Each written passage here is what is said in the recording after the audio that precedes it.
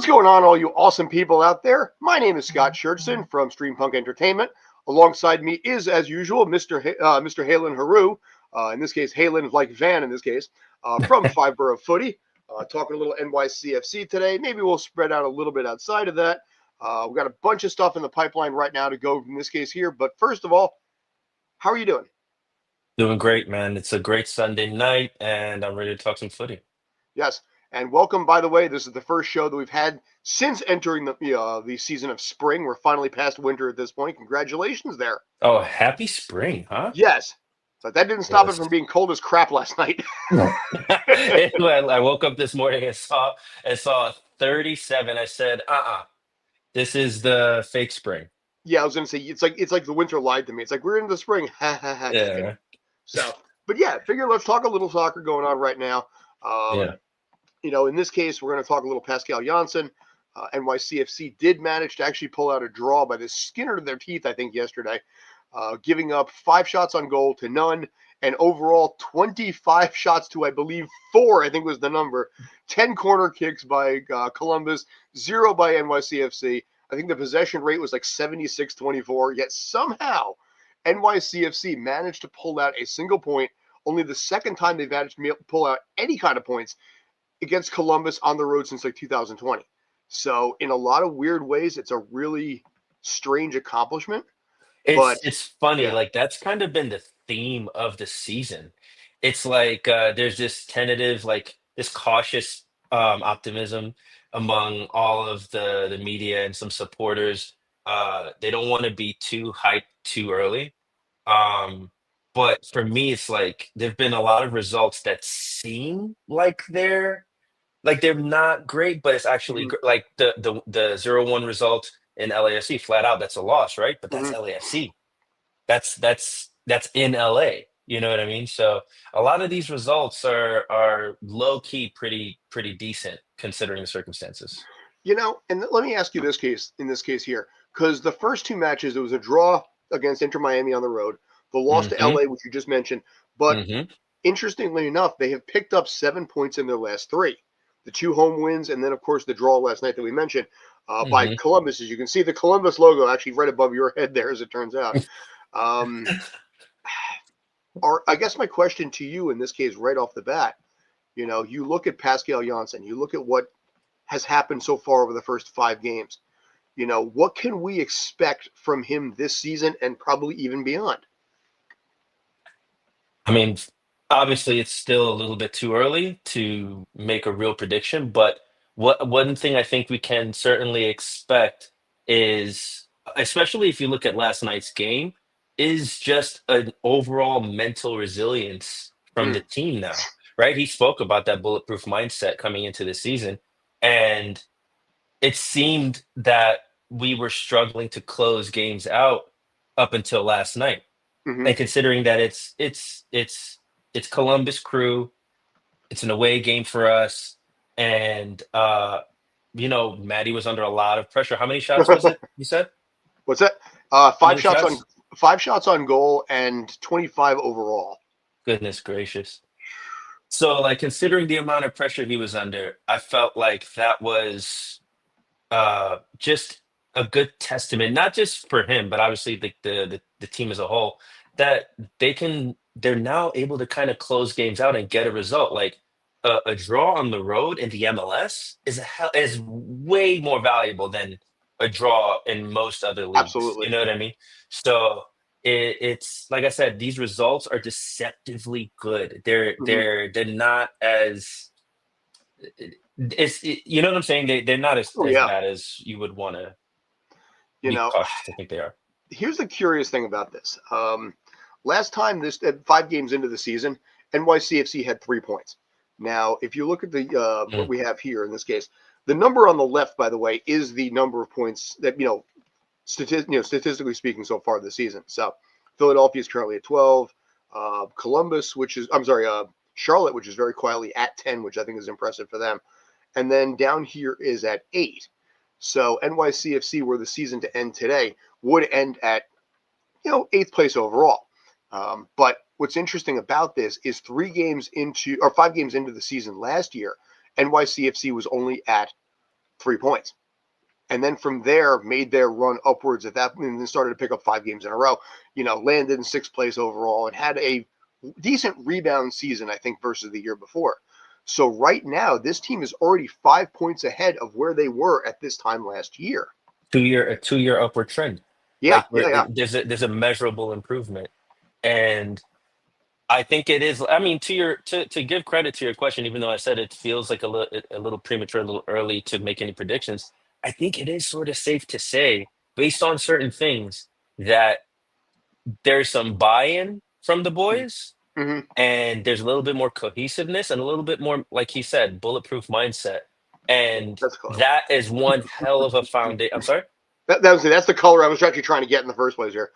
Anyway, I'm just saying that's a strong foundation, man. Yeah, that's a strong foundation. I know with the fan base, they've greatly taken to him right now. Absolutely. Last year, even when the team was having success, 5 in a row, playoffs were a near certainty. It was always still cushing in until there's some kind of gap, and immediately cushing out. We all know someone on Twitter by the name of Coach Joe. I think I think a lot of us at this point know Coach Joe. And Coach Joe was always a very vocal, very loyal, and very impassioned fan, I guess we'll call it. Not afraid to voice his opinion, not afraid to voice his belief. But people like him and a couple of the other ones were really at the forefront of Nick Cushing basically getting ousted. And I think looking at the way Pascal Jansen is, it's been curious because I haven't seen much from him this year on this, but I'd have to imagine he's probably pretty happy so far with what Jansen has been able to make happen. Joe, I don't know what's happened to you, man. I used to talk to you. I don't know where Joe, I actually liked you, and so drop me a message if you're still around. I have my own Coach Joe. Listen, I know I'm on an island, but you know what? I actually have had really good conversations with Joe. He's just an impassioned guy who's full of New York City opinions. I guess we'll call it that way. And that passive, easygoing, community environment that New Yorkers are so well known for. Fibro has its own Coach Joe, but he's a lot more endearing. I don't know if the name Davi. Yes, he follows me. I think I follow him too. Yeah, I love Davi. Davi comments on a fair bit of my stuff too. He's just as vocal and was very much cushing out, but he's been nothing but Pascal in. And what it's got me thinking, what it's got me thinking is like how the fans respond to, or how much they put their faith into the manager of Oh, we got a flame war going on. Come on, Davi. Davi, I do like your support, though, man. Thank you. I'm not doing that, Davi. But the faith that the supporters put into the manager, it makes a difference, I think, in the locker room. I genuinely do. I think like it's kind of like how a relationship, right? If her friends are saying, you deserve better. He could do better. He's not a great guy. That's gonna affect the relationship after a while, right? And I don't know. I feel like it's the same thing when it comes to the locker room and the buy-in from the players. And I think once that it was so out in the open how many people were cushing out, I think it created a slight fracture in the dressing room between Nick and the team. And you could tell that in how inconsistent the results were. And when I say consistent, I don't mean good consistent. Like consistency could be a bad thing. You could just be bad the whole time. It could be consistently downward. Yeah, you could just be consistently bad the whole time. So like if a team is consistently bad, at least you know that the team has bought into what ideas the manager has put forth, right? But to go on these streaky upward runs and then to nosedive and then have a holding pattern and then drop and then go on. It's just the inconsistency of that. It felt like just no connection between uh, the vision and the execution. The guys Agreed. just they just went out there and rolled the dice every time. That's what it felt like. And I think when you look at someone like Pascal Jansen, Hmm. I don't know if you said it here or you said it before we started, but Mm. Nick Cushing was like that laid back uncle that you hang Yeah, out yeah, with. That yeah, always, yeah. the guy at the barbecue, you laugh with, you tell some stories, you kibitz with. Hmm. They'll play Hmm. frisbee with you, that sort of thing. Yeah. And Pascal Jansen is a coach first and a friend second. And I think maybe Nick Cushing might have been the other way around. And I think maybe, and I'm just theorizing here. This is just something I'm coming back with. Yeah. Cushing spent a lot of years with Man City women, if you remember. He, got into a championship, had a So yeah, great, great, great run of like 7 years and like a 724 win percentage. Obscene. He's back there again. I almost wonder in this case here, and obviously, human beings are different, but also the way that guys talk to each other versus the way guys talk to women, it's a little different. And I wonder, maybe, just a theory, maybe his time with Man City women was part of the reason why he maybe struggled a little bit here, because he wasn't talking to a bunch of dudes in the locker room. I think that my guess. This is. I'm just guessing. Maybe this is a Okay, bad you could be wrong. assumption. I could be wrong. It's okay. Uh, I think women are probably easier to coach than men. I think so. I think they're more receptive. I think they are able to translate what you want from them a lot easier, and then execute it on the pitch. Um, Mm-hmm.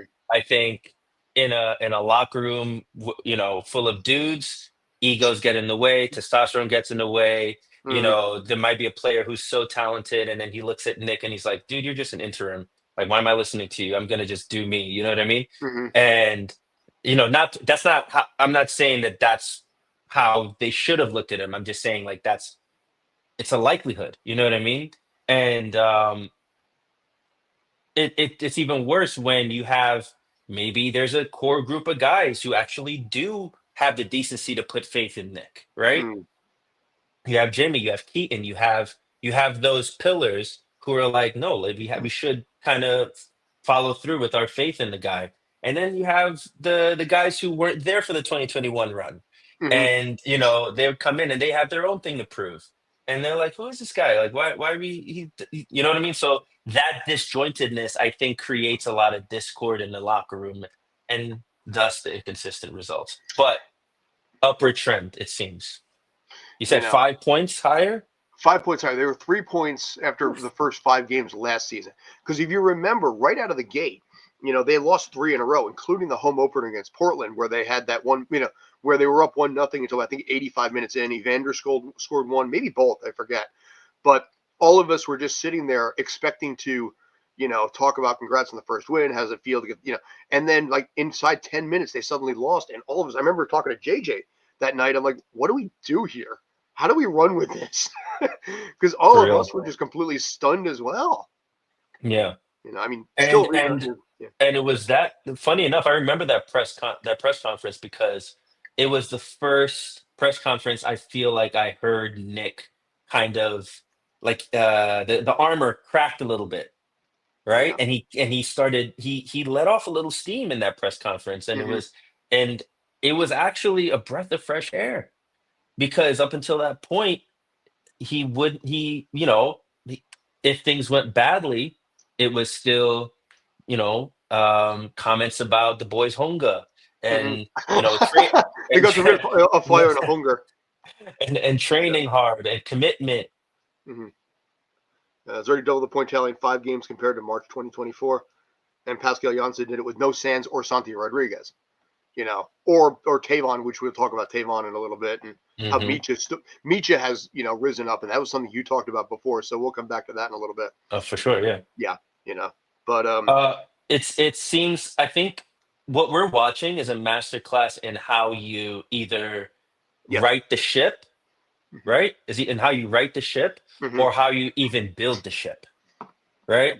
And it seems as if even without the depth that we need in midfield, even without Maxi's 38, without leaders like real leaders of that ilk, of that's cut from that same cloth, who can come in and be here for a good couple of years. and lead the team, even without all of that, even without Asante, you still need a foundation of, yeah, we're playing to win. Yes, we're playing to put forth a good product on a pitch. But ultimately, when all of you leave here, and you should want to leave here at some point, when all of you leave here, you should be better footballers. Hmm. You should have developed, you should have learned something from me, rather than you should have thrived and not just survived. Hmm.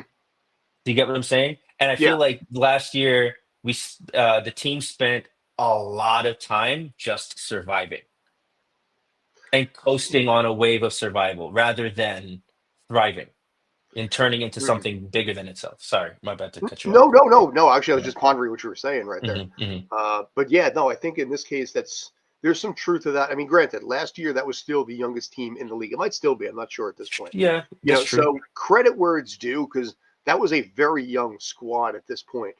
Hmm. And again, I see that sort of in a weird way that Buck Showalter to Bruce Bochy or Buck Showalter to even Joe Torre type of thing. Where you have the one coach that's there, the one leader that's there, gets them to a certain level, and then you have someone else take them to the next level that maybe that person couldn't bring them to.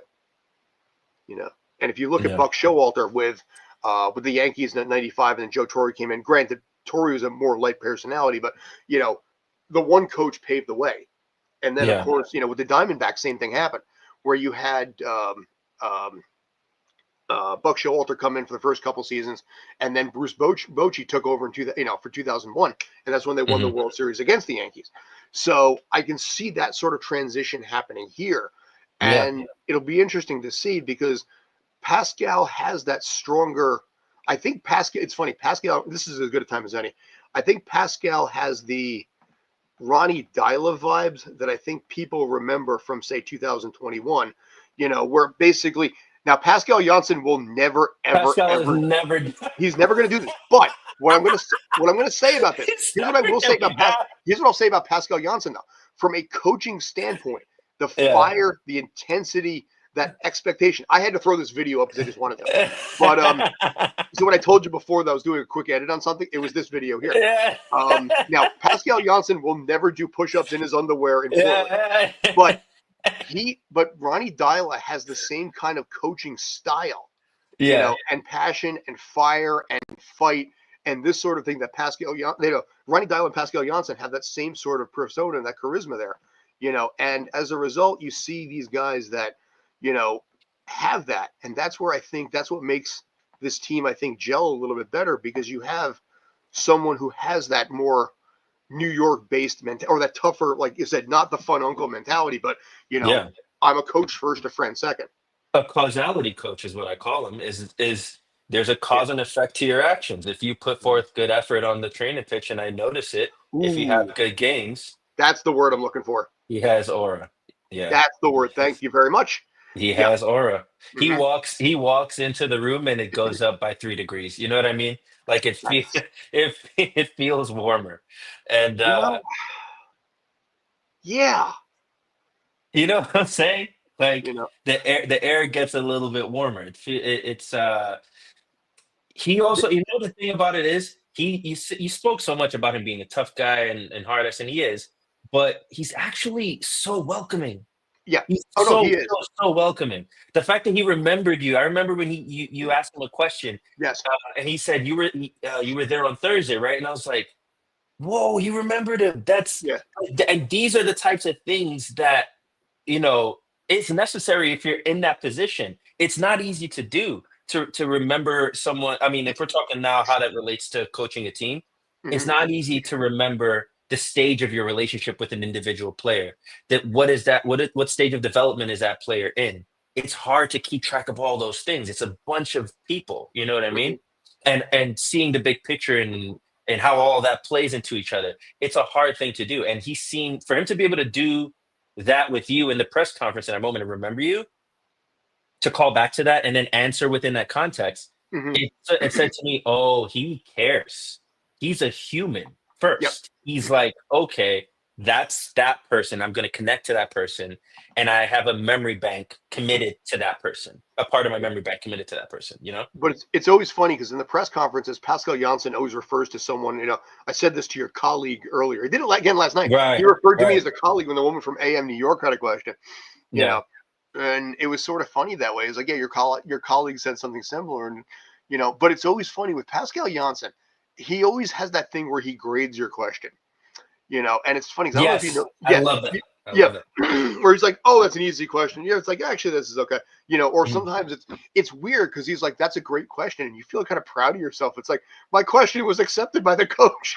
Yeah. I've Yeah. never had that before. He said that about Alec when he brought up the data. I can't remember what it was. My memory fails me right now. But he just said, "Oh, I didn't know that about us, but that's exactly what we've been trying to do." And he just gave credence to that. Like he validated Alec's Yeah, supposition that there was a tactical intention, and I don't know. I just love the warmth and the way that he receives people. And I know for a fact, I'm not, and it's not, that's not to say that Nick didn't have that. I'm sure Nick had bedside manner, right? But it's got to be, you got to have different gears. There's got to be the bedside manner, but there's got to be those moments where it's like, hey, dude, you can't be late. And it's got to be the moment where it's like, hey, this is not how you do this, but here's how you do. Here's how you do this. You know what I mean? He's got to wear different. You got to be able to wear different hats when you're in that role. And he seems so. I mean, considering the fact that the man has no hair, he wears a lot. but I think you got that right though about the air quality. Hmm. You know, I think you see. Let's see, Pascal is afraid to tell it what it is compared to Nick, who give you a cookie cutter response and try to give a positive response. For the most part, it really was. And Yeah, I think when you look at, I think maybe I hate to say this because here's the thing: I like Nick Cushing. I was a Cushing of defender all course, the of way through. course. You Because can I mean like him and be honest, though. he was yeah he's a really good guy. Yeah, I mean, listen, good guy doesn't always mean it's going to work out from a yeah, success standpoint, yeah. but he always tried to make the players feel better. I mean, if you remember when Munsef Bakrov, and we'll talk about Munsef in a minute, when Bakrov finally scored that first goal, he didn't celebrate with his teammates. He ran to Celebrated with Nick Nick. Cushing. Remember, Yeah. he bolted beeline over to Cushing, and jumped in his arms because Cushing Hmm. was the father figure support system in the belief structure that I think Hmm. younger players and younger need a little bit. The Hmm. older ones maybe not so much. When Yeah, but I think what that is also, so there's this. I think Nick was gentle parenting hmm Bakar, right? yeah, And uh it's good, it's necessary even for your manager to show faith in you, hmm right? Uh yeah. If a it's person in- it's fantastic, yeah, important. It's important for your manager to show faith in you, right? And just give you an opportunity to work through whatever your hiccups are. yeah, But you end up being the bad guy when you forget to think of the what's best for the collective, hmm right? yeah, He very yeah. openly spoke about how he was like pleased with the performance and thought we could have been better. Remember Yeah, that we were there. He led with that. He's like, I wasn't happy yeah, with it. We got the 3 points, yeah, great, but I didn't yeah. like how it played out. I think sometimes what gentle parents are accused of is they're accused of being afraid to be the bad guy. And I think what Nick was afraid of being was looking like the bad guy. I think he Yep. was afraid to say, "Hey, okay, Munsef, you seem like." For me, after that Portland game, we just mentioned it. Actually, the Portland game was when I would have benched him, hmm and not in a mean way. I would have been like, "Okay, Munsef, it's clear that you're having some struggles, so let's rethink how we're doing this number nine thing. Let's rotate it a bit, right? Let's get Alonso some minutes. Let's get Jovan some minutes. Like, look at what happened to Jovan. Yep. Granted, Jovan He's had in his Belgium now. own issues to work through. He's a case in and of itself, but it didn't help that he didn't receive the same warmth and faith from Nick Yeah, that Munsef was receiving. and that was a 5-year deal if you remember. Yeah. That's So what surprised me there. it's important. Like I said, it's important to show some faith. It's important to um stay on their side. But you can be on their like taking Munsef out of the heat and making that hard decision is being on his side. Hmm. You know. And funny enough, speaking of Munsef, Pascal, I tweeted about it. He saw Hmm. Munsef was struggling. He saw that Munsef was struggling. His game plan probably was something to the effect of Munsef is our best uh, um, duelist up high up the pitch. He wins the most balls high up the pitch. So, they're going to possess the ball. I'm going to get him out there, right? Hmm. And Munsef, he I think he won a good couple. There were a good couple moments where the press worked and they won the ball pretty high up the pitch, and it just didn't. The ending result wasn't it didn't result in anything, Hmm. obviously. And he just saw that he was finding some difficulty, and and We'll talk transfer window at some point, I think, tonight too. So, yeah, yeah. and he took Munsef off, and Hmm. I respect that. I absolutely respect that because the team and the rest of the guys need to know that there is at least a chance Hmm. for since preseason. Anytime players are asked about Pascal's philosophy and how they like this out there, it seems like they like, yeah, for sure, for It's sure, for funny. sure. They're both complimentary and at the same time kind of vague about it. Where it's like they Hmm. understand there's more work involved. They understand there's more expectation involved. Hmm. Where it's they buy into it because they understand, I think, more of the job and Right. a little less security. I think, a little bit Hmm. more fear of God in them, which I think that fear of loss is what makes a person go. You know, Super sober person. Yeah, yeah, I do exactly, too. I do too. I want exactly. this kid to do well. Yeah, You I know, want my, him to my do well, my wife literally says she wants to hug him because she feels bad from like a mother parent but perspective. but at some point he's also not a baby, right?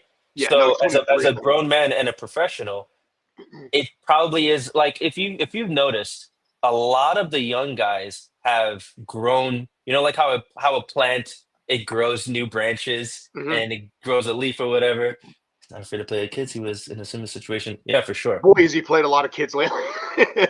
Johnny Shore. A lot of a Two lot more of the last night. younger guys they Yeah. grow new limbs. Hmm. They grow new abilities. Tavon last season, so, at some point in last season, developed a passing game from the half space, Hmm. right? Now you're seeing me and Justin now is a line breaking passer. He can Hmm. advance the ball. He's probably one of the best progressive passers on the team right now. To be quite honest with you, Hmm. I mean, outside of like obviously Maddie and Tiago and Burke for obvious reasons, they're the furthest back. But when we're talking about further up the field, Justin is one of the best progressive passers, and Hmm. that's come out of nowhere. And now Micha, with his as you touched upon earlier, his ball carrying in tight spaces, and into useful areas and useful moments, right? Micha has gotten so good, and uh, this type of development, I think, is what you need to see from these guys. Like even Micha getting around the outside, Hmm. he was doing that last season, but his passes into the middle, he was whoop. I like to call it whooping feet. He was whooping feet with his crosses. He was Hmm. only hitting shins that were only getting cleared, right? So the very few times he would get down into that third and get the ball played to him and manage to get onto the ball, it would always go into feet. Now with regularity, he is getting that ball through areas and into Hmm. dangerous spaces, right? And the point I'm making is Monsef has to grow a new limb. Hmm. You can't just be the pace demon. You can't just be the press demon anymore. You can't just be the guy that runs in behind anymore. He has to develop another aspect of his game. Kevin, yeah, Yeah. Kevin has developed a lot under PJ. It's funny. Actually, I forgot if I think I told you this, but Kevin had the red card suspension. So it's sometimes weird if a player isn't playing, they'll actually eat dinner up in the reporters area. Yeah, So yeah. I dropped my stuff down once I got upstairs and settled and everything like that. And it's like, oh, Kevin O'Toole's at my table. Yeah. He It was just like, this chilling in is the there. weirdest thing, man. It was like, so I asked him how he's doing and everything like that. He was talking about wanting to play, so on and so forth. But it was funny because, I think the players have, I think success breeds camaraderie. Losing draws away. It's not perfect every time. I mean, just because basically, a team is winning and having success doesn't mean the locker room is, joined up together. Hack Illinick, Kevin O'Toole giving Santi the freedom to play giving Santi the freedom to play and make the team $17 million when they transferred him. Right. Which the kindest, I'll go on record as saying that the best thing that Santi ever did for this club was that $17 million. Yeah, that's big bank there. But it's you look at the squad, you look at what's happening with this team right now, and there is, I think, a lot to be excited about with the possibility here. Let's see, if NYCFC doesn't get more wins this year, I think it'll speak more to their lack of talent than coaching. They have some nice players, but again, super young, not enough high level vets. Grandpa Maxi. Grandpa Maxi, bro, really? Come on, man. That's not it's nice. funny. People talk about how old he is. I am literally like a dozen years older than Maxi Morales is. Also, they said this about him last season, and what did he do? He cooked. Yeah, he cooked last season. I will keep on doubting Maxi. You guys are just adding years onto his longevity. Do you know why I call him Wolverine? There's two reasons. Yeah. One, because of his longevity, and two, because much like Wolverine, he's 5'3". So, because the actual real Wolverine in the comics is actually 5'3". So as a result, he's got kind of that healing factor thing going on for the most part, that keeps him kind of going. It's funny because last year there was a reporter from Argentina who'd come up. I don't remember who it was, but he was asking about Maxi Morales and like, shouldn't he retire already? And I was like, dude, he's right there. But he can't. Yeah. San Jose. I got to tell you, like I said, I like San Jose this year. I'm excited for that team. I think getting Chicho Arango and all the players that they've gotten over there. I think there's a lot to be excited there as well. So, not a conversation for now though. But Monsef, he needs to. So Alonso also, right? Alonso was a one-trick pony last season. Poacher, goal scorer, right? And would sometimes disappear from games entirely because he didn't have a plan B or plan C. Now he's developed a plan B. And I wanted to see what that would look like. Now he's able to drop in. Now he's able to play with his back to goal. He's able to combine. And sometimes when people think of strikers playing in possession, they think of Olivier Giroud. They think of Lukaku with their back and, muscling the guys off. It doesn't have to look like that. You could use your agility. You could use one-touch passes and good positioning to be good in possession. And that's what Alonso has that's a side of his game that Alonso has developed now. And it's kind of like speaking to, how this relates to Monsef is Monsef loves the ball. He loves to in behind. He loves to run in behind and find space in behind the line. But I still have faith in them. I do. So. They lost 3 in a row. What do you mean? I think he's talking San Jose. I still listen. That was the worst team in the league for years. I have faith in them this year. That I predicted at the beginning of the year they'd sniff a playoff spot in October, like they'd be like 8th, 9th, 10th, 11th, that sort of thing. But I sentimentally get some players in need. I love Maxi, by the way. Dude. Here's the thing. I don't know. I don't think any of us really know. Because that's what I think also hurt Nick Cushing's cred a little bit there. The fact that he struggled in 2023 because they dumped all the veterans, like, Chanot was gone. I was going to say Sean Johnson left. And then you brought in a brand new group of people. And it's just like, okay, go. Are we getting anybody? You're looking at him. Monsef Bakarar, welcome to the team. Because he came in 2023. Yeah. I don't know. It's a remain to be seen, I think, kind of thing. Yeah, he's. I think nothing will change for him until he develops one more weapon in his arsenal. He needs to deepen his bag a little bit. I think if he develops sort of a possession game similar to Alonso, if he can drop into midfield and draw a press to his back a little bit more frequently. If he drops in, plays a one-touch ball back to the midfield, and then turns and runs in behind to that space that they vacate, suddenly now he's getting onto more balls in behind. Right. By the way, what you're looking at the screen there, that is Alonso Martinez's numbers. both before and after he came to NYCFC. So. Harper said terrible service. It's sure, maybe. Mm, Maybe progressing the ball up the pitch was a difficult thing mhm, for us, and even when we would manage to get into the attacking third, um, a lot of it wouldn't even result in a lot of chances. But a lot of at some that like you can't just it can't be a one way street when it comes to mhm, chances. Not in the modern game at the highest levels, and I don't care what anyone says, the MLS counts as one of the highest levels. mhm, At the highest levels, a striker, a winger, a cam, a this or that, all have to have diversity in their skill set. And a striker needs to be able to, like the same way how a football team needs to be able to run the ball, to be able to do the play action. Otherwise, that safety doesn't bite is the same way how a striker needs to be able to show that he can possess the ball in mhm, midfield and attacking midfield spaces to convince the defense to maybe bite, to maybe step up a bit and try to test him and test his ability on the ball. And once they make that mistake, savvy strikers will turn that moment into an opportunity in behind. You mhm. can't just run at a defense and expect the ball to be played on a dime. That's unrealistic. That's not real football. You know what I mean? So terrible service is, I think, an oversimplification, but I get what you mean. I do get what you mean. But Yeah. getting the ball into attacking spaces was a bit difficult because we By just the way, didn't have. Oh, sorry. I was gonna say, by the way, I haven't heard anything on this yet. I was actually just checking Twitter right now to see if there's anything updated on this, but nobody's got anything at this point. I don't. Here's the thing. I don't think it's good. Um, Mm, and there's the weird quirky reason I'm saying this because mhm. anytime I tweet anything about Keaton Parks, his wife always likes and retweets it, and she didn't say anything on this one. Her Twitter's been a little quiet too. So I think Mhm. I'm not sure what to expect here, but the team doesn't need yet another injury.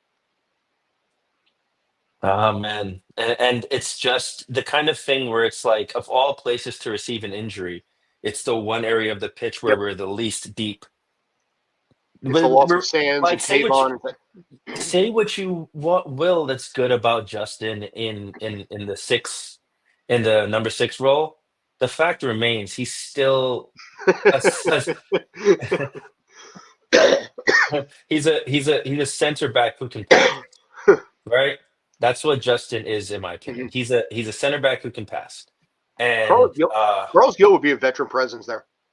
Carlos Hill would absolutely be. Yeah. Funny enough, we just put out a video today on Carlos Hill, and he, we do a little bit of an analysis on just how well he's been performing. Like he's been quietly one of the best playmakers in the league for the last couple years, and By the it's way, that's very. where, that's where you can find him right there. So that right there we go. Five Oh, Borough Footy. You're familiar with Five. God, I can't do this right. Five Borough Footy. You're familiar with him. That's where you can find yeah. it. So But yeah, Carlos Hill has been quietly one of the best playmakers in the league, and it's not even it's hard to overstate that for real because he's not just savvy on the ball, progressing it via passing and dribbling, but he's also quite dangerous. He had the highest non-penalty goal minus XG differential mhm. on his team last year, um, which means he basically saw how little his strikers were scoring and decided, I'm just going to take on the burden myself. I'd also Yeah. call up Miami to see what's going to take. Gressel, no thanks.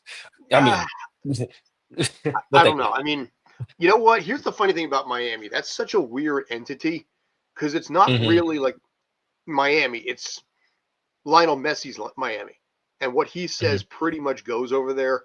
And Hmm. I don't know if I'd be reticent to try and go after somebody on Miami right now, only because I don't know how much of that is like I don't know. The team strikes me weird. Um, You know who I I don't, like on Miami actually? who's that? Tomas Aviles. Hmm, hmm. I think he would be. I think he's listed as a center back, but the way that they use him, he almost functions sort of like a very tall, deep lying six. Hmm. And man, Thomas Aviles he would be a great addition Like if you can use Justin Hack at the 6, you can use Thomas Aviles at the 6.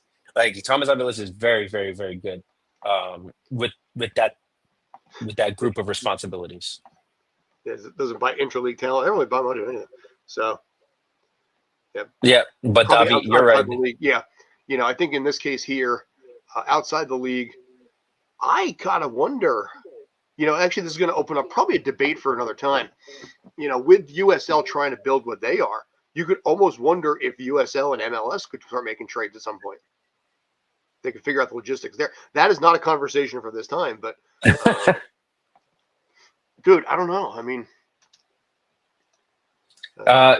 New York City, he's right. They historically do not make interleague trades, yeah. and that's actually not great. Yeah, I mean, right now, That's not great. I don't know if they're really going to make like the power move.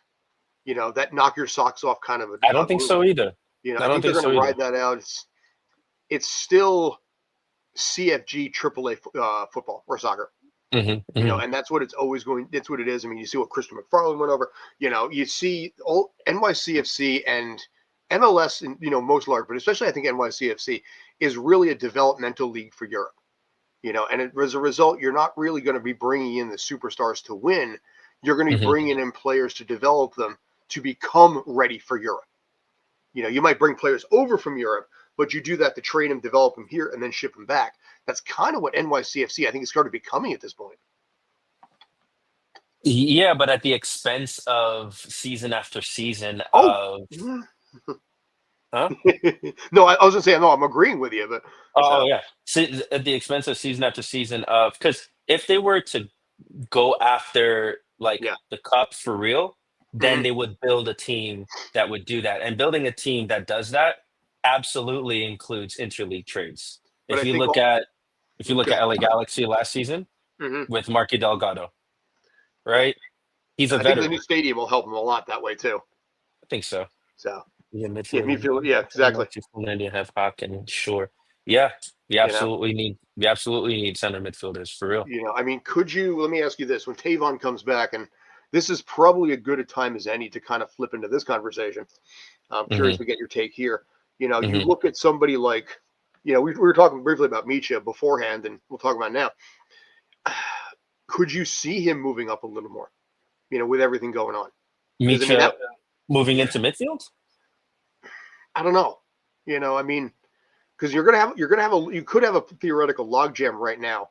In the back end once Tavon comes back, and if Micha keeps doing what Micha is doing, you're going to have possibly a challenge there if you're short on players. Could one of those players move up?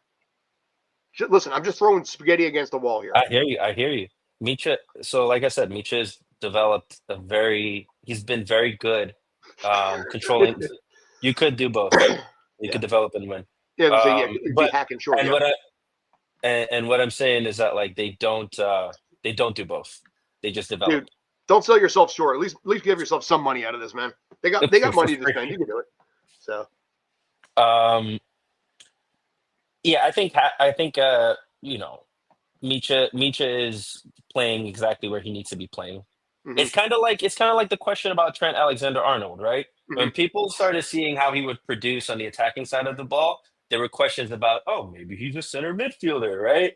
And he was tried there, and it it it played out exactly the way you would expect, right? I don't want to send from the club. Yeah, you're loyal that way. I like it. But at least go to the cool events like the movie premieres and all the other shit that we've done. Were you at that movie premiere for that Taika Waititi movie? What Taika Waititi movie? Okay. Yeah, it was something like a year and a half ago. They invited. Oh, okay. Now. Oh God, I'm gonna feel like a douchebag right now. I'm gonna feel like an asshole. Yeah. Okay. So about a year and a half ago, they had invited me and Robin out to, hmm basically a hangout with the team in New York for Taika Waititi had some soccer movie with who's the guy that played Magneto in First Class? Oh, Michael Fassbender. Fassbender, yeah. hmm So they had this meet and greet. The players were there. I think Third Rail was there. Gabe Siegel was still with the team too. He had just come back from Israel at that point. And, you know, if you want to go to events like that, like I said, would you be okay if you got invited to shit like that? Would that be all right with you? Would you be willing to take that if we have to talk you into it? Um, so, Uh, yeah, so Eastern is Conference it Final. Yes. Meech's job to lose? It absolutely is. Mm, And Tavon had a great season last season, and a great uptick in form. But Micha isn't just being workable. Micha isn't just being workable in fullback right now. hmm Micha is like he's actually balling, and it would be silly to bench him after how he's been playing. So he's definitely moved the needle, in my opinion, in his direction more. And Tavon is gonna have to really compete. Yeah. Um, yeah, it's not gonna be that simple. It's really not gonna be that simple. And those guys said this. You said it before, where it becomes a good problem in some ways because you have to figure out what to do and how to do it.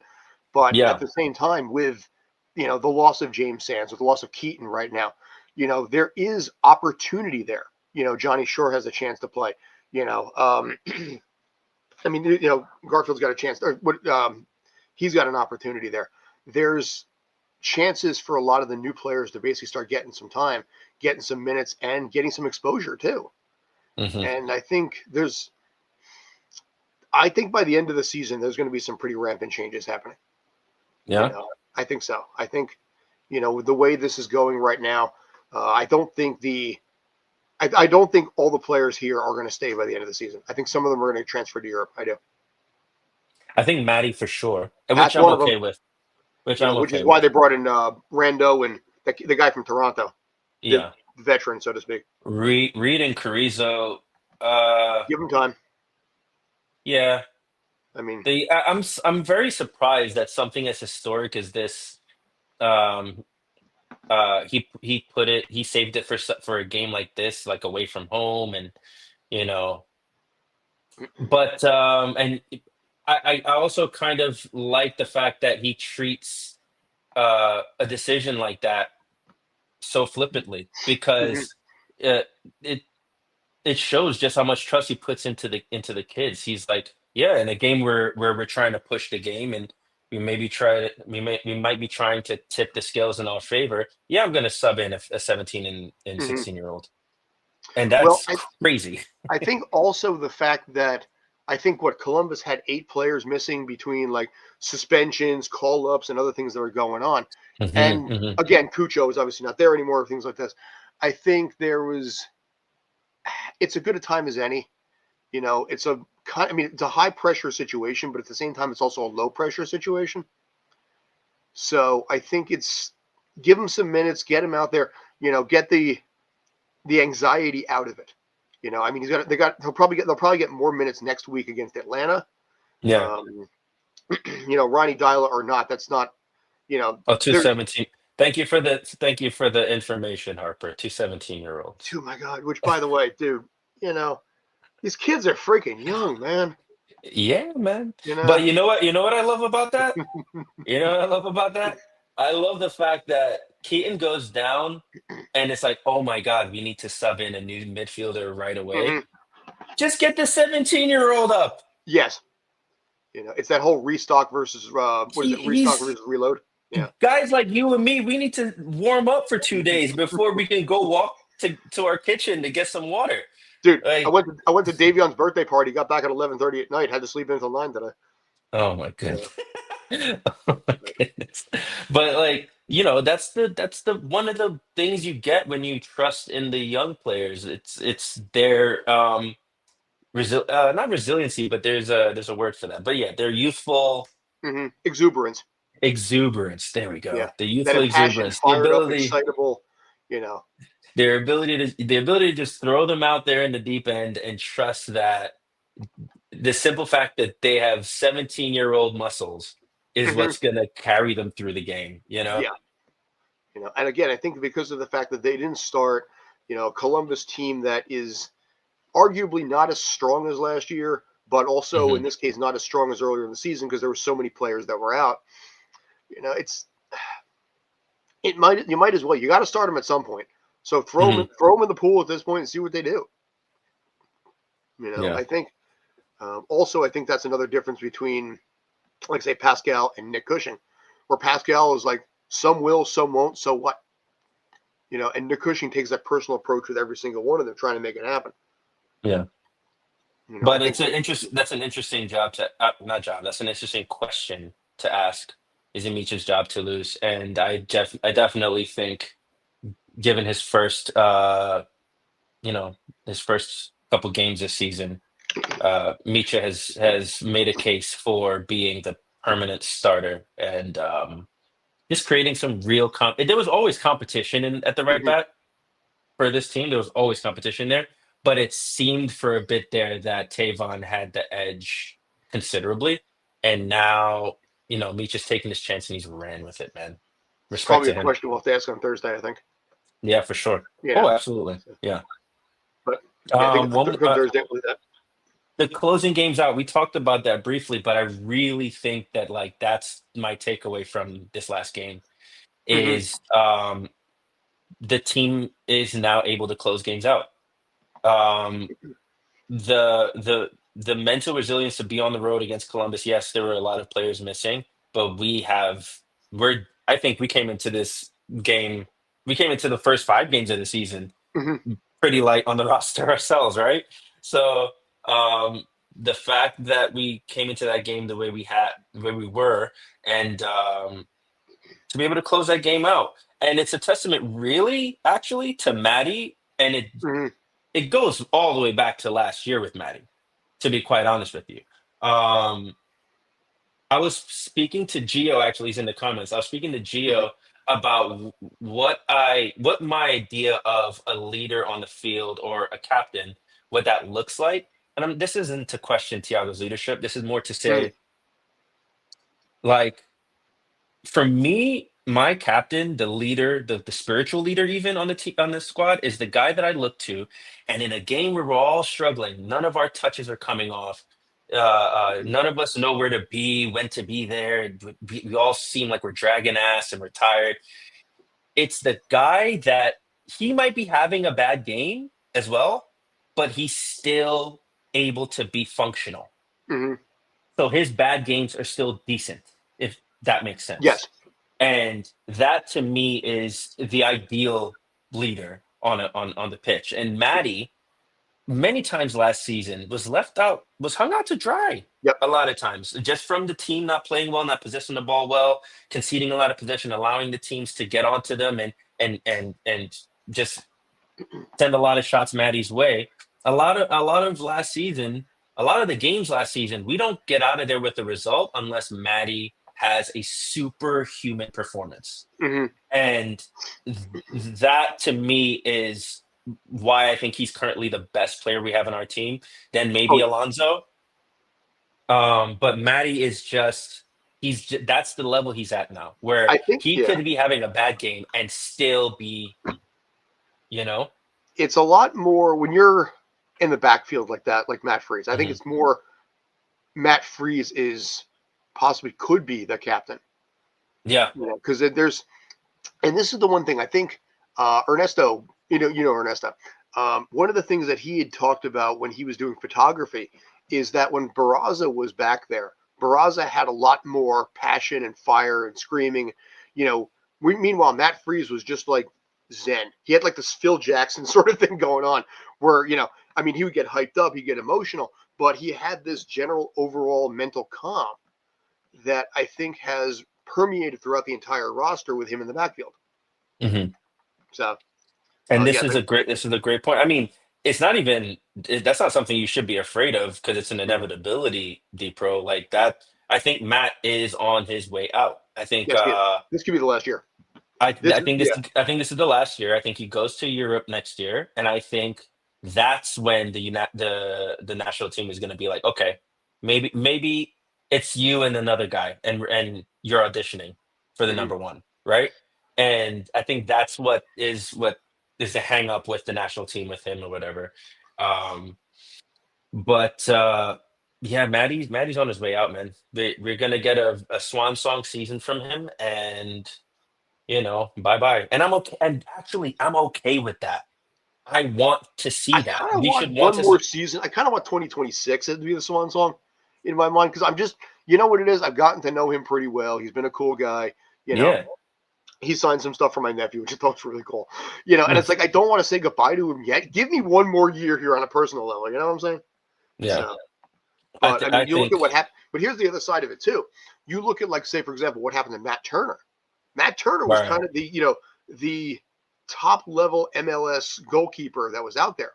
Hmm. Jersey dude like me. And it was funny because he went over to Europe and he sort of just disappeared. Hmm. And Yeah. yeah, Turner, Petrovic, Zohar. So I think Matt Freese has probably taken notes on that to make sure that it doesn't necessarily have. He's not a perennial backup over there.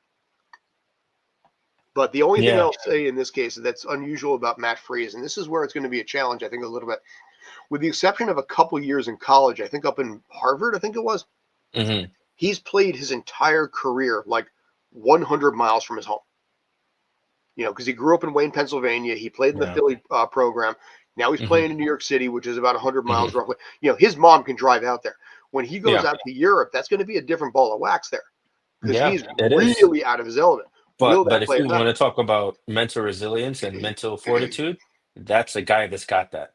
He's You're got probably that right. in You're probably abundance. right. And I also mainly because I don't think there's any flash or frivolity to his game. He's a businessman. Mm-hmm. He literally is the Iceman. That guy is as cool as ice because he knows it's a job first and foremost. It's a Mm-hmm. privilege to be a professional footballer, of course, but it's for him, I think. And there's a lot of guys that fits that same archetype, right? But for him, it's a job, and he's gonna do his job well. Let You me know. ask you this. This is a really dumb question, but I'm really curious to get your take on this.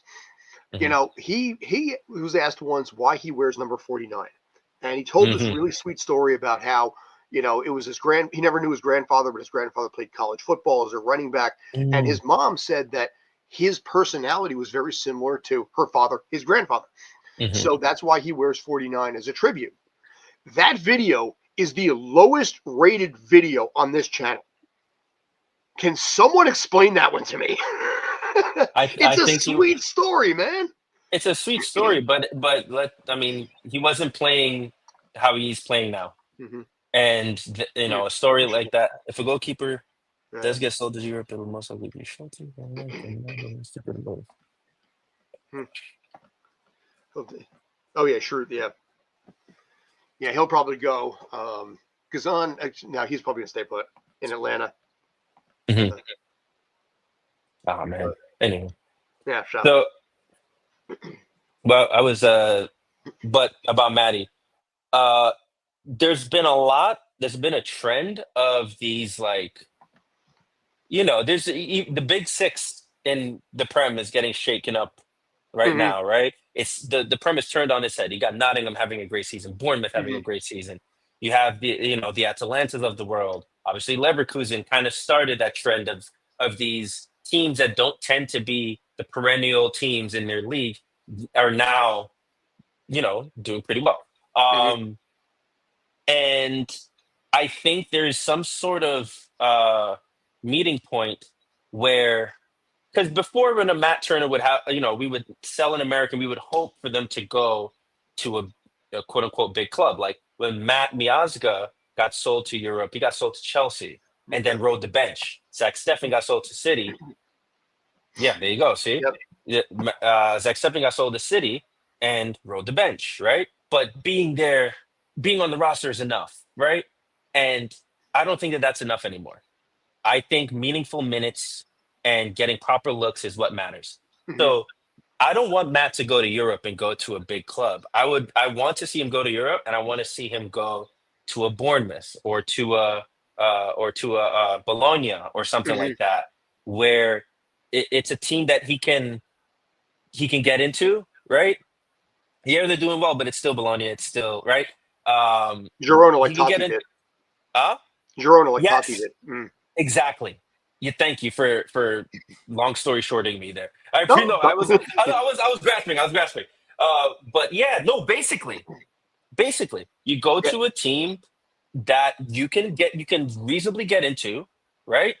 And you show your quality, get a chance to really show your quality. And I Hmm. think if he was to go and that was the pathway, man, I think he cooks. I genuinely think he cooks. I think like he's not just good because MLS. I think that guy has some things click. Hmm. He gets it, and when it comes to at least, yeah, It's got a guys are going point. to Europe just to say Yeah, they're in Europe. Yeah, yeah, I'm yeah. playing in Europe. Look at me, Yeah, yeah, yeah. It was enough for Matt Miazga to go to Chelsea and then get loaned off to some. Well, why don't you just Hmm. go to another club where you're going to get real minutes? You know? Troy is okay. You know what? It's got Hmm? me thinking about. No, he's talking about Troy. It's got me thinking about something else. Yeah. I'll make a note of that. Um, but yeah, it's I would love to see him do that, and it Hmm. kind of makes me think. I don't know if this is worth discussing too much, but Jimmy, right? Hmm. So Jimmy, and it's easy to poke holes in the decision because it didn't turn out so great this time around because of just weird happenstance. Didn't But work out last time either. So. it didn't work out last time. And I was speaking about this to someone to Gio actually earlier today that Jimmy went to Europe as a midfielder Hmm. and they determined that he was a center back. Why? Because Jimmy went there as an incomplete player. Hmm. Yes, yes, he was an immensely good ball winner, one of the best ball winners in the league. But to go to Europe, you can't just be a ball winner. Hmm. Not as a midfielder. You have to have some diversity in your portfolio. You can't get by on just that on just one trick alone. You have to not only be a good ball winner, you have to be a good ball retainer, maybe a good ball carrier, maybe a ball progressor via your short or long passing. You have to have a deeper bag than that. And I don't know if you can you confidently say that Jimmy is a progressive passer as far as his long passing. He has a hell of a switch or Hmm. he's good in combination. Like he's not a bad player, don't get me wrong. But when we're talking about making that step up to Europe, did he have a deep enough bag? The Rangers decided not really. And he's a Hmm. center back. He's a ball winner. So let's just make him win the ball. Right. And that's great. He got minutes, whatever. He comes back. And I think if you were weighing another trip abroad, if we're talking about selling players that are valuable to us, and letting them go rather, if Jimmy was considering another trip abroad, then he should have had made sure that he had a deeper bag so that when he gets there, he can be properly evaluated as a position that he wants to be evaluated as, and not just as a center back. Not I shouldn't Hmm. say just as, but you know what I mean. Not Yeah. as something that he's not, right? And yeah, it's. I just feel like some sales make sense, and Matt I think makes sense, and some feel premature. And Jimmy, I felt might have been a bit premature. Yeah. I mean, you saw what happened, with the Rangers in Scotland, a couple of years ago. Where he Hmm. pretty much rode the bench on this whole way through, and then came back here, signed the deal for, I think it was a six-year deal. Hmm. Um, back here again. And it's funny because even like last season when they lost the Red Bulls, he said outright, "My goal is still Europe." And a Yeah, few months later, he yeah, went back out again, and look, obviously, what's happened. You know, yeah. maybe third time's the charm, or maybe second time learned lesson. Sure, maybe. Maybe. I know I just shook my head no and said sure, but I'm saying that as like there is there should be no shame in having a strong MLS career. Hmm. And I think that there is for some reason an unspoken shame in that for some people. And I don't think that Yeah, there's any shame in that. it's one of those things where it's like for European players, it's where your career goes to die. Even with Lionel Messi, Hmm. I mean, there was Hmm. that whole thing there, but you see certain people like Zlatan or some of the other players, Beckham, I think for a Yeah. while. You see these guys kind of come over here, after playing an entire career in Europe. And Yeah. maybe it's a personal thing. Maybe it's kind of, I want to try out new environments. I want to check out the States and everything like this. Hmm. But everyone in the world knows that, Europe is where it's at, or even Yeah. Brazil, you Yeah. can argue, that the United States or Canada is not where you go to have a thriving soccer career. You go to the United States for baseball, you go there for basketball, you go for the NFL. You Hmm. don't go, it's like basically, I don't know if you know this, but England actually has a baseball league. You Oh, I know, can believe that though. yeah, they have an actual American football league, and you Yeah. don't go there for this kind of stuff. Mm-mm. It's kind of the same thing but Yeah. in reverse. But Yeah, but I think it's different. I think it's different because uh soccer is truly a football is truly a global sport. It truly is a global yeah, sport, and it should be played, celebrated, promoted, and encouraged to grow in every corner of the world hmm that the people want it to grow in. Whereas like the NFL, like American football, that's not come on, that's not a game that's celebrated everywhere in the world. You know what hmm I mean? Um, Super Bowl gets fun, watched all over the world, but that's it different. does get watched, but basketball, for instance, no basketball is becoming very much a world sport now. Oh yeah, no, I was laughing at your Very comment, much a but world sport. oh yeah, West Ham did a reverse MSG and turned their yeah, pitch into a baseball. That's funny. Um, uh, yeah, so I was just saying that like I think it's different because the, whereas soccer is a tsunami, hmm you know, American football is a very isolated hurricane in one area, you know? hmm Um, and it's cool. Let people who love American football love it and have it. It doesn't need to be a global sport. But for me, soccer, football, whatever you want to call it, is a huge, huge, huge entity. It's bigger than FIFA. It's bigger than everything, hmm and it deserves to exist wherever fans of the game want it to exist. hmm And that's why I kind of I take it personally when people think negative things about the MLS. Granted, the MLS could be doing things better, but I do take it a little personally when people think negatively of the MLS because if we're talking about a place for athletics, yeah. here's the place to do it. One of the biggest markets, you know. So, Well, I think the team will have a lot more cred worldwide once it actually has Etihad Park. I think it's. uh, so I'm sorry. Go on. No, I was going to say, I think the credibility of the team will automatically rise. Once they have their own stadium and they're not sitting there. Was it it was I forget who I was talking to, but Mm, when we were down on the pitch before the home opener, mhm. it was the question of where is the championship towel, from 2021, because they move it Oh in no, Yankee Stadium. there was yeah, Was it you? Okay, yeah, because it's yeah, like, how they move it this year? Because every year they move it someplace else. Like a Where's Waldo thing, you yeah. know. But I mean, that's the kind of stuff that when it has they have their own plays over in Queens. Hmm. I think in New York City it'll still be swallowed up, but from a soccer perspective worldwide, I think it'll gain instant cred because Yankee Stadium is always in the top five world's worst pitches in every Oh single God. countdown. So they're having their own park like this, and also the fact that it's 100% solar powered and all this kind of cool shit that's going on with it, I Yeah, think man. will give it a lot of cred worldwide and give the team Yeah, a lot more cred, which may yeah. cause a lot more people to want to come here as a result. Absolutely, man. Can I ask you a question? Shoot. Do you think the clean sheet closing out the game, do you think that had anything to do with us playing what I consider to be the best center back pairing we have available to us? Which clean sheets you're talking? I mean, or you mean the lack thereof in the last few Last months, or? night's last night's.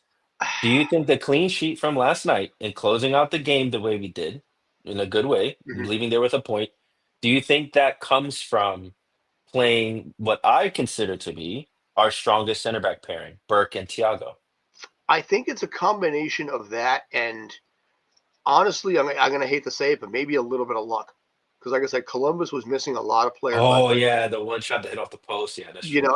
And of course there was the goal that was disallowed, like in I think Right, 86 right, minutes. right. So Yeah, I think it's one of those things. Listen, sometimes luck has a factor in this. yeah, it You know, does. I mean, I think Cushing told me once he's like, you can play your best and you can still lose. You can play your worst and sometimes still win. That's And I think true. in That's this case true. here, you played the best that you could play in the circumstance that you had. Hmm. Obviously, you were short Alonso Martinez, which hurt the offensive side. Keaton went down early, forcing a substitution. You had a lot of stuff going on. But on the other side of Hmm. the equation, obviously Columbus was missing a ton of players themselves. It's not unlike the 2021 Eastern Conference Finals when half of the Union got COVID. Hmm.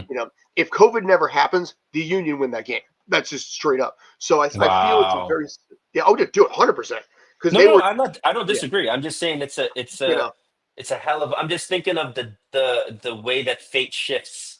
yeah, It's just crazy and how that. Yeah. the fact that basically, the irony, and is the fact that it was, I think, Matt Freeze's first ever start was Hmm. actually the Eastern Conference Finals in 2021 against Mm. NYCFC. It was the COVID game.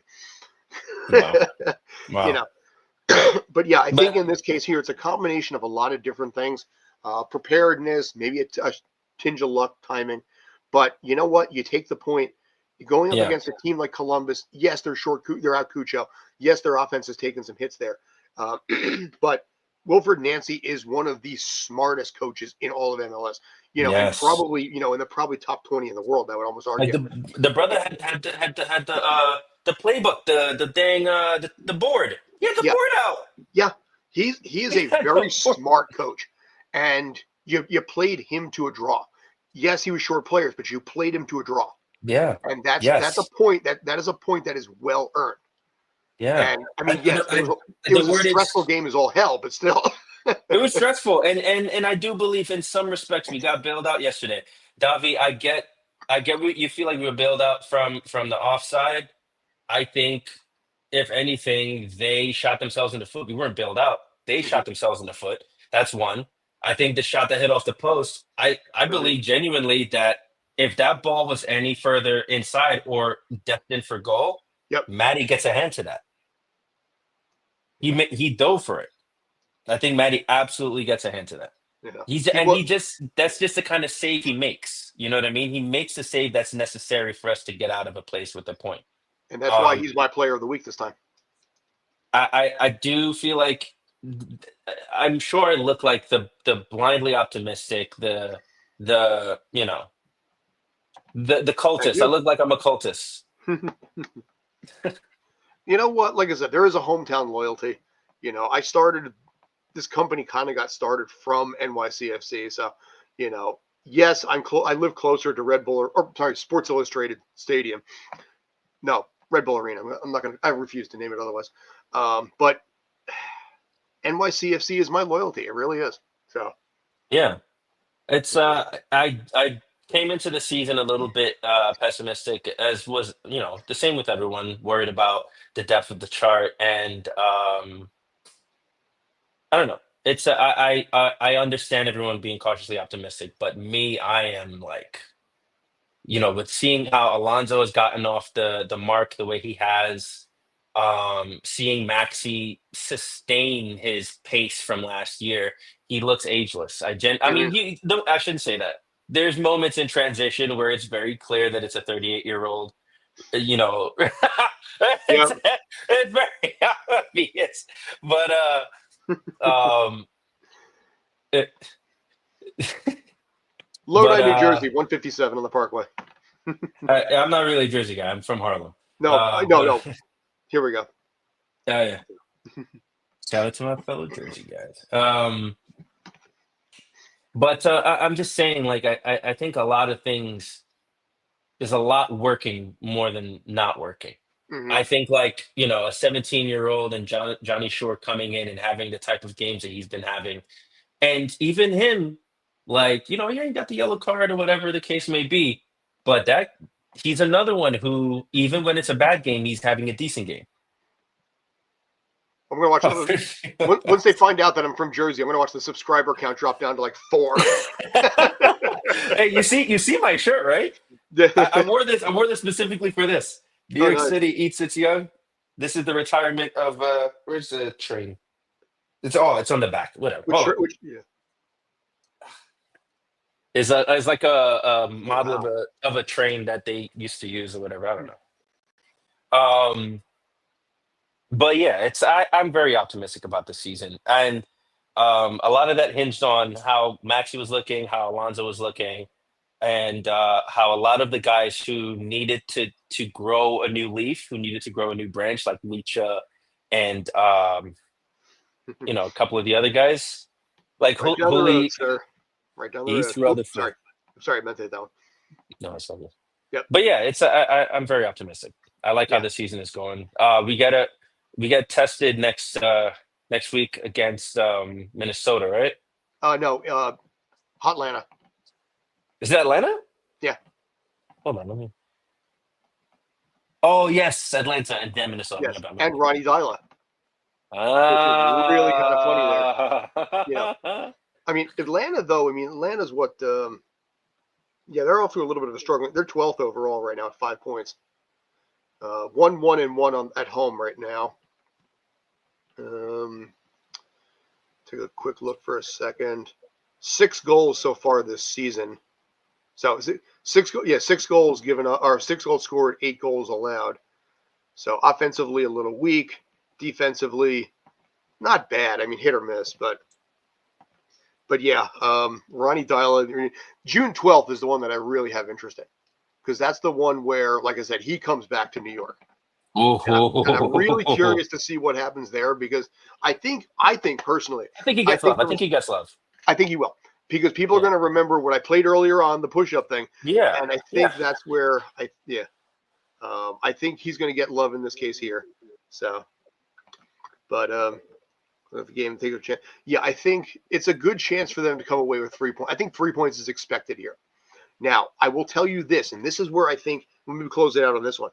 I think what's good, what part of the reason why a lot of the players got their early minutes is because don't forget, Atlanta draws the most fans of any team in MLS. Oh So yeah. yeah, so you got to be ready for it because they're averaging, I think, like 52,000 a 50. game. Yeah. Yeah. Yeah. Yeah. It's insane. Charlotte's second on 30, 39, I think.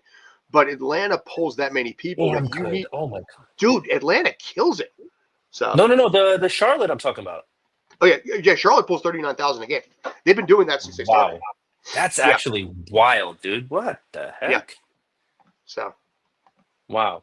Good for them. yeah, Um, So like I but said, what were you you saying? give these kids some practice here at this point, just to kind of get them a little familiarity. Hmm. But yeah, right now Atlanta has averaged 50,308. Charlotte is at 39.4 at number two. NYCFC, where are you? Okay, you're 20th at 22,369. But it's cold. The season just started. I mean, it's not coincidental. Those two places, and then Nashville are the top three, but also they're warmer markets. So Hmm. Do you know? Do you know? carry the Panthers. Hey, they got number one in the draft. You know, they're going to probably take a quarterback that my Giants need. While my I Giants probably would get like some punter from a Division 3 squad. Some. one more nerdy development take. I would love to see uh Micha because he seems to be getting a lot of carries into the right half space. I would love to see him develop a finishing touch there where he kind of slows down and finds a far post cross from there and just kind of creates from that area a little bit more regularly. You know? You may, yeah. I think the team will get there, but I think the more I watch Pascal Jansen, the more I'm starting to accept, the reality of the change of everything. You Yeah. know, I don't, like I said, I don't do well with change. I had a problem when Ronnie Dyla, left middle of the season for Cushing, and I had a Hmm. little bit of a challenge here too. But now that I see what the team is doing and the fans are getting Yeah. behind this, and Yeah. the forwardness of the saying, is the saying is happy but never content. Hmm. And that's where I think a lot of it is, and that's where I think a lot of the mentality is. And thank you, by the way. I appreciate all you guys, by the way. You guys are great. Thank you for Yeah, that. man. Thank you. Love it. I think this experiment of going with an NYCFC focused show on a Sunday night clearly seems to be the way I'm going to run with this going forward. Um, Watching the numbers and watching how things are going, yes, I think it makes sense. But irrespective, I think this team has a lot to be excited about. And the Hmm. fans have a lot to be fired up about because Cushing, what was it? That saying, Cushing walked so Pascal could run, or whatever. But that one That's a in bad Davi. phrase. But that That's a one in bad Davi. phraseology. Let me take that back. But it's one of those things that it's almost like Cushing set the tone for Pascal to kind of take it from there. So you can say Oof. it. It's all right. It's all right. So So you think Cushing set the wheel in motion? a little bit, yeah. I think in some regards because listen, say what you want. The team did end up in sixth place last year. They did beat Cincinnati. It was the youngest squad in the league. I've beaten that horse dead. But now they need someone to take it to the next level that maybe he couldn't bring it to. I think last season was a Lord of the Flies. season. You think so? Okay. Yeah, it was no adult supervision. Everyone governs themselves, and it was they got to the sixth place in spite of how they should have done. Ooh. I think the fans are going to agree with you probably more than myself, in fairness. So, yeah, that A two show that 2-0 City Field game. Boy, that was just sluggish that entire match. You kind of knew right from it's funny because in the press box everybody's like, the team's going to win, they're going to go to the finals, and I'm just like, yeah, I got a weird feeling about this one. And look what happened. I'm gonna try to get that get a Maxi jersey. I get so jealous. I used to get so jealous last season seeing Mm-hmm. everyone walking around with their old school number 10 Maxi Mm-hmm. jerseys, and now he's gone back to number 10. I gotta get one. I Do it. gotta get one. Do it. Do it. Yeah, So do it. do it. So Not to a Jedi. that's the running joke in there. Is it's like where Darth Tyrannus Count Dooku is just like, do it. By the way, he's the Sith Lord you're looking for. What? Him? Yeah. It's like See the guy with the pure evil aura. Yeah, him. Yeah. The guy who's basically like has been manipulating things the entire time that you already admit you don't trust. For real. He didn't Good put job. those Good two freaking pieces good together. job, Yoda. Good job, friggin' Mace Windu. You missed that. Oh yeah, How do you miss that? He's right there in front of you. using the force. Using the force. They have man. You're supposed to be able to see into the future, Yoda. Dude, The 900 years future. old, dumb as crap. Anyway, great note to end this on, I think. But anyway, yeah, we're gonna wrap this up at this point. But thank Blind you. as a bat, he is. Missed this under my nose. I did. No foresight he has. Yes, it was built on an ancient Sith burial. Coruscant was built on an ancient Sith burial ground. I get that, fine. Wait, was it really? Yes, it was. Yeah, the Jedi Temple was actually built on top of a Sith burial ground or like temple. That as a way of saying we were better than you, and that's why Oh apparently my they couldn't recognize that god! Sidious was running the show the entire time. Were the Jedi's the bad guys the whole time? They were taking children at a young age and being like, "Hey, by the way, remember your parents? Attachment is forbidden." Did we root for the wrong side this whole time? Dude, this is why I always preferred Qui-Gon Jinn or Yeah. Ahsoka. Ahsoka's decent there in this case. No, But I'm saying, but you're talking about turning away from the Jedi Order. But it was one of those things that Qui-Gon was always more interested in the Force itself than the actual Jedi teaching. So the dark side was clouding Yoda's vision. We know that, KP. You don't quote the scrolls to me. I wrote them. I was there when they were written.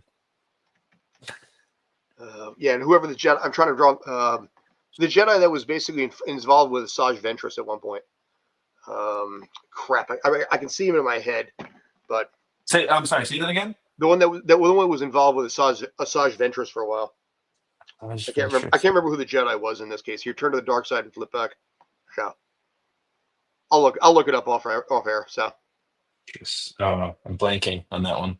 Yeah, I'll look it up. Anyway, yeah, it's about 10:30. We probably should wrap this up. Anyway, appreciate you guys. You were fantastic. Halen, how can they find you again, by the way? They can find me at Five Borough Footy on Instagram and Twitter. Go check out that new post, that video that we did about Carlos Heel, and it's a player that that City will likely not get, but it's the kind of player that they ought to be looking at. Is essentially the point there. Nice. Yeah. Oh, and by the way, because I need to, Quinlan Voss. That's the one I was thinking of. Quinlan Voss. That was the one I was trying to remember. I'm more of a Quinlan Voss type. So. Yeah. So. Anyway, I'm more of an Obi-Wan. I'm loyal up until I realize, dang, should I not have been? Dude, you know what? He could have walked away from the and spent his entire life with Satine Kryze, still kept his lightsaber. Ran a good little life out there. Mm-hmm. I mean, she literally died in his arms. Maul stabbed her through the chest. So. The greatest Jedi of all time, that guy. Man. So. All right. Anyway, on that note, thanks GG's, as always. Guys. Stay well. You guys are awesome. Have a great night.